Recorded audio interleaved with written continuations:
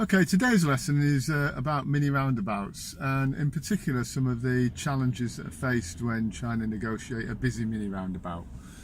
Now here we are today, we're parked opposite one of the busier roundabouts in Halifax, and it's quite a busy time of day, about 4:30, so starting to get to rush hour. We're just going to stay here for a few minutes and just going to try and observe the sorts of things that go on. We're already seeing a few examples of some of the driving that we're likely to see in the next few minutes. We saw somebody cut over the roundabout just then. But before I go on to talking about some of the challenges of mini roundabouts, let's quickly recap the rules. They're basically the same as the rules for a main roundabout. So you're giving way to traffic approaching from your right, and you're giving way to traffic that's already on the roundabout. As you approach the roundabout, you should signal to say if you're going to go left or right, and obviously if you're going ahead there would be no signal. The only point where the rules for a mini roundabout differ from a main roundabout is that you don't have to signal to say you're leaving. More often than not, it's not going to add any value and it's potentially going to undermine your steering. There are some exceptions, but I often get asked whether we need to signal to leave. Not necessarily, but always on approach we signal to say where we're going. So we're going to watch the roundabout run for a few minutes. Initially it's quite normal. In the next sequence nobody does anything that I would consider wrong. Everybody's waiting patiently for people on the right. The cyclist has set off there. Car coming up the hill has just turned left. He'd waited for quite a few vehicles. You can see two cars there crossing quite safely. So everybody coming up to the roundabout quite steadily, slowing and then getting ready to turn.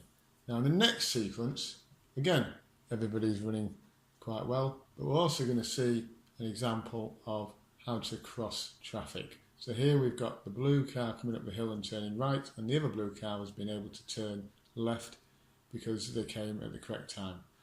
Now here we have two cars turning right, and they've gone around each other almost in a little pirouette. That's again because they've both gone around the roundabout properly at a nice steady speed and they haven't cut it. Now this next sequence we're going to see a near miss with somebody turning right. So just waiting for them to come up in a moment. There we go.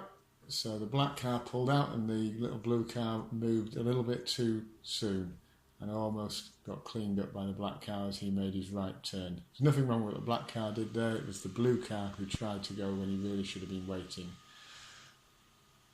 Now here we're going to have a car coming up from the hill, and he's going to wait for one car to go, but then he starts to move and splits the queue. Again, that's quite reasonable. The second car in that queue was turning left and the black car used that as an opportunity to move ahead.